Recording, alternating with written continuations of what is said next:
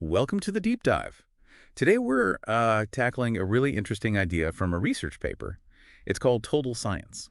Right. It paints this picture, doesn't it? A world where, well, basically more people are doing science, just driven by curiosity. Exactly. And you, our listener, you want to get to the heart of things, get that full picture quickly. So that's what we're aiming for in this deep dive. Hmm. So maybe think back. Think about school, university. Did you actually genuinely enjoy studying? Was it always interesting? That's a key question the paper raises, and honestly, it probably resonates. Yeah, I think so. It sort of gets at why most people aren't exactly rushing back to the classroom once they're done. Absolutely. That feeling that maybe education didn't always connect with our natural curiosity, that's exactly what total science tries to get at. Okay. So our mission here is to unpack the paper's critique of, current education and explore the shift it suggests towards something more research-focused. All right, let's get into it then. The paper starts with some pretty strong criticisms of the current system. What's the main problem they see? Well, they use this really striking analogy. They compare school education to a, quote, religion without a founder. Huh. Okay, what does that mean exactly? It means like there's this focus on just following the curriculum, the rules, without really digging into the why, why these facts? How did we get here? So less about understanding, more about just following the path laid out. Precisely. With maybe a vague promise of success later, but it often misses sparking real intellectual, engagement. The big takeaway is that by focusing only on what to learn, we end up creating passive receivers, not active thinkers. And the paper argues this actually kills off that natural curiosity we see in kids.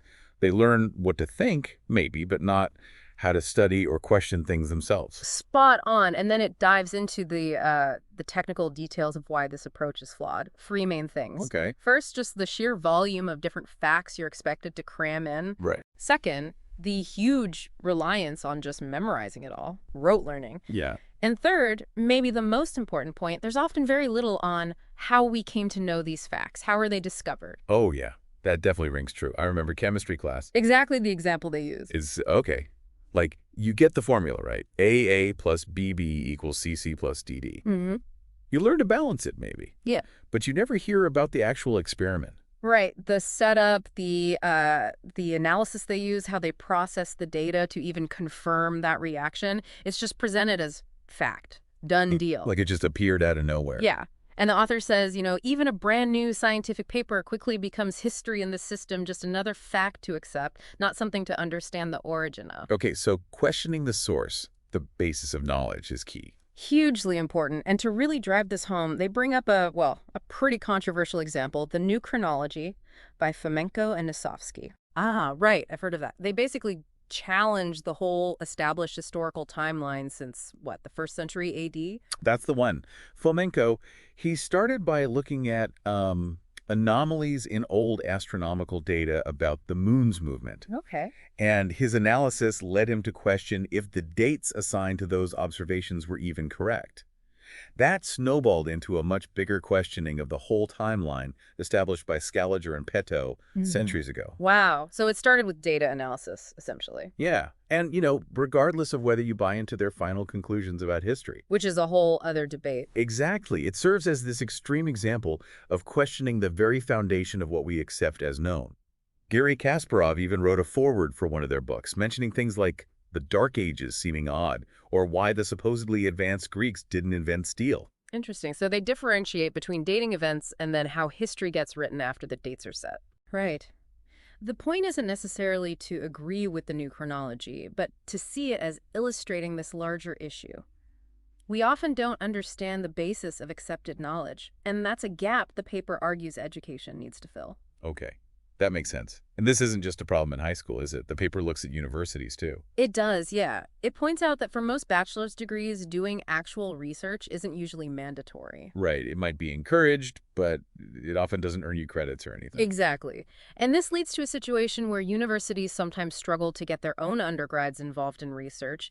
They end up actively recruiting international students through things like Erasmus for research projects. Because the domestic students maybe haven't had that research spark ignited earlier. That seems to be the implication. And it has knock-on effects, like maybe less motivation for a master's degree later, or students feeling well, unprepared for research even if they do go on. Okay, so the critique covers the whole path.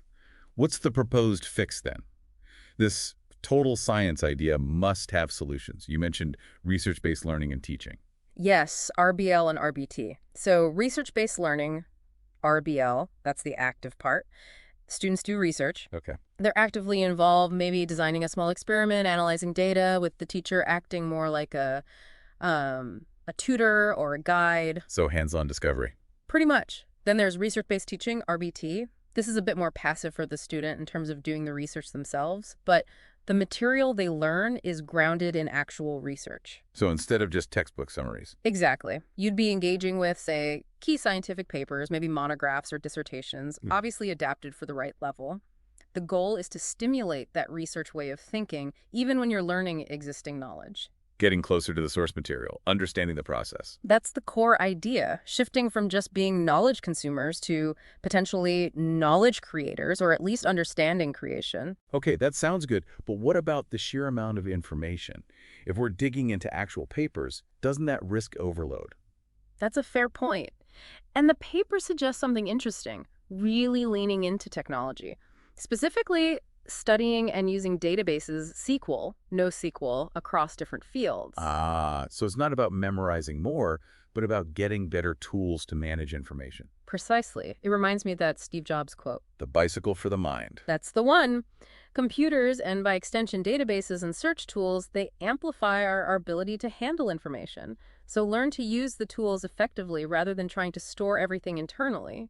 Shift from memorization to information management and analysis skills. You got it. And, well, this obviously changes the teacher's role quite a bit. How so? Especially for, say, school teachers. The paper actually advocates for bringing school teachers, particularly in sciences, into the research system, making them researchers too. Really? How would that work practically? Well, they argue that a lot of research work, literature reviews, processing data, that kind of thing, doesn't actually need a fancy specialized lab. Okay.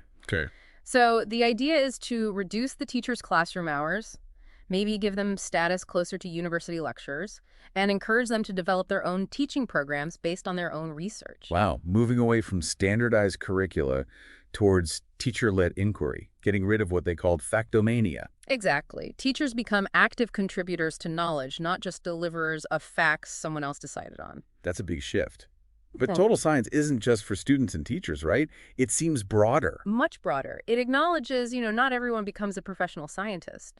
The system needs people outside academia, too. So how do you involve everyone else? They propose creating a sort of club system for adults. The working title is All Researchers. Think something like the Junior Academy of Sciences they have in Ukraine, but for grown-ups. Interesting, like a structured outlet for adult curiosity. Yeah. You know how many people have hobbies, things they explore outside of jobs they might not even like? This would provide a framework, a community to channel that potential. Harnessing untapped intellectual energy. I like that. And kind of related to this, the open science movement fits right in. How does that connect? Well, open science is mostly about making completed research, papers, data accessible to everyone, right? Yeah. That naturally supports a total science world by lowering barriers to information and fostering that culture of shared knowledge and inquiry. It all seems to point towards a more open, participatory approach to knowledge. Definitely. And the paper wraps this all up with a pretty cool analogy. Yeah. Star Trek. Star Trek. Seriously. Yeah. It suggests the characters and the whole ethos of the show kind of embody this total science spirit, constant exploration, curiosity, teamwork. To boldly go where no man has gone before. That's the quote they use. It captures that mindset of pushing boundaries, continuous learning, always questioning. That's a great image, actually. Okay, so let's try and summarize this deep dive into total science. The core idea, really, is moving past just memorizing stuff. Right, shifting away from facts for facts' sake. And towards understanding how we know things, how knowledge actually gets made. And fostering that research mindset, that curiosity throughout life, not just in school. Hopefully that gives you, our listener, that deeper picture, those aha moments we aim for. Absolutely. And maybe one final thought to leave you with, sticking with that Star Trek theme. Go on. Just consider, how different could things be? Our own potential, maybe even society's potential, if that spirit of inquiry, of exploration was really nurtured right from the start, all through life.